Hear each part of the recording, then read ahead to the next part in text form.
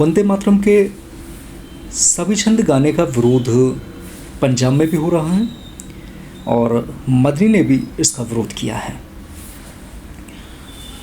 इस संगठन ने सरकार के आदेश को एक तरफा और मनमाना बताया। जमीयत के प्रेसिडेंट अरशद मदनी ने एक पोस्ट करते हुए कहा कि मोमडन किसी को भी वंदे मातरम गाने या बजाने से नहीं रोकते, किंतु गाने के कुछ छंद मातृभूमि को एक देवता के रूप में दिखाते हैं। ये हमारी मान्यताओं के विपरीत है। केंद्र सरकार ने गुरुवार को एक आदेश जारी कर राष्ट्रगीत वंदे मातरम को राष्ट्रीय गान जनगण मन की तरह ही सम्मान देना अनिवार्य कर दिया है। आदेश के मुताबिक राष्ट्रगीत के सभी 6 अंतरे गाए जाएंगे, जिनकी अवधि 3 मिनट 10 सेकंड है और अब तक सिर्फ इसके 2 अंतरे ही गाए जाते थे।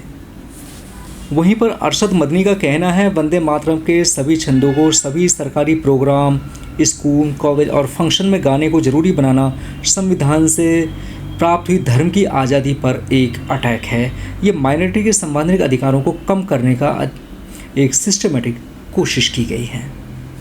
मदनी ने यह भी कहा, एक मोमडन सिर्फ एक खुदा की पूजा करता है, उसे यह गाना गाने को मजबूर करना संविधान के आर्टिकल 225 और सुप्रीम कोर्ट के कई डिसीजंस का साफ तरीके से अवमान्य करता है। उनका कहना है कि इस गाने को ज़रूरी बनाना और इसे नागरिकों पर थोपने की कोशिश देशभक्ति का इजहार नहीं है, यद्यपि एक चुनावी राजनीति, एक सांप्रदायिक एजेंडा और बुनियादी मुद्दों से व्यक्तियों का ध्यान हटाने की कोशिश है। देश को प्यार का वास्तविक पैमाना नारों में नहीं, यद्यपि किरदार और कुर्बानी में है। इसकी शानदार चीज़ें ये भी है कि मोमडन्स और जमीयत ने ऐतिहासिक संघर्ष में खास तौर पर दिखाई है और अभी देखी भी जा सकती है। ऐसे डिसीजंस देश की शांति, एकता और डेमोक्रेटिक अधिकारों को कमज़ोर करते हैं और संविधान की भावनाओं को कमज़ोर करते हैं। वंदे मातरम को ज़रूरी बनाना संविधान, धार्मिक आज़ादी और डेमोक्रेटिक पर एक पूरी तरीके से अटैक है और पंजाब में भी इसका विरोध हुआ और सिखों ने भी इसे अपने पहचान के अगेंस्ट में बताया है। वहीं एक नेता का कहना है, सरकार के डिसीजंस हैं कि वंदे मातरम के गायन को मौके पर खड़ा होना अनिवार्य है। हम इसे नामंजूर करते हैं। यह सिख सभ्यता के विपरीत है। ऐसा कहना है बिट्टू सिंह जी का, जो कि पंजाब के दम खालसा के एक नेता भी हैं। केंद्र सरकार ने राष्ट्रगीत वंदे मातरम को नए दिशा निर्देश जारी करते हुए कहा है, गृह मंत्रालय ने आदेश में कहा कि अब सरकारी कार्यक्रम, स्कूल और अन्य औपचारिक आयोजनों में वंदे मातरम बजाया जाएगा। इस दौरान हर व्यक्ति को खड़ा होना अनिवार्य होगा। यह आदेश 28 जनवरी को जारी हुआ, किंतु मीडिया में इसकी जानकारी 11 फरवरी को सामने आई। आदेश में साफ तरीके से है, राष्ट्रगीत वंदे मातरम और राष्ट्रीय गान जनगण मन साथ में गाएं या बजाए जाएं तो प्रथम वंदे मातरम गाया जाएगा। इस दौरान गाने या सुनने सभी को सावधान मुद्रा में खड़ा रहना होगा। यद्यपि आदेश में यह भी कहा गया कि किन किन मौके पर राष्ट्रगीत गाया जा सकता है, इसकी पूरी सूचना देना संभव नहीं है।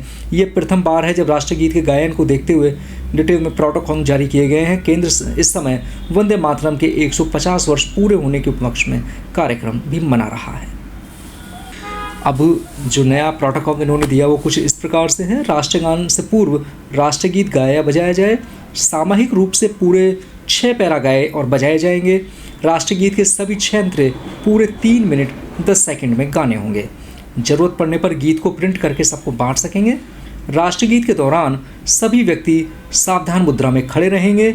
सरकारी स्कूलों में दिनों की शुरुआत में सामूहिक गायन अवश्य होगा। कब कब गाया जाए राष्ट्रगीत?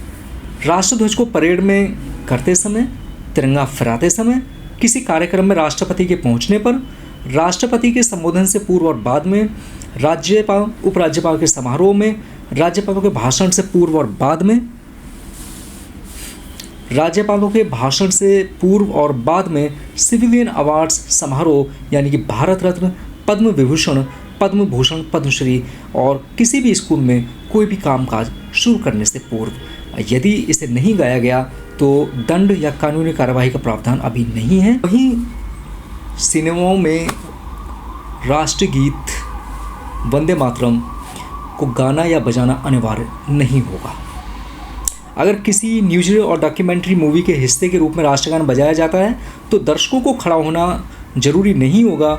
वहीं मिनिस्ट्री ने कहा कि ऐसी स्थिति में खड़े होने से प्रदर्शन में व्यवधान और अव्यवस्था हो सकती है। मिनिस्ट्री ने यह भी कहा अब से राष्ट्रीय गीत का आधिकारिक संस्करण ही गाया या बजाया जाएगा और इसे सामूहिक गायन के साथ प्रस्तुत किया जाएगा। भारत के राष्ट्रगीत वंदे मातरम को बंकिम चंद्र चटर्जी ने 7 नवंबर 1875 को अक्षय नवमी के पावन अवसर पर राइट किया। यह 1882 में प्रथम बार उनकी पत्रिका बंग दर्शन में आया था। यह 1882 में आया और उनका उपन्यास आनंद मठ के हिस्से के रूप में छटा था।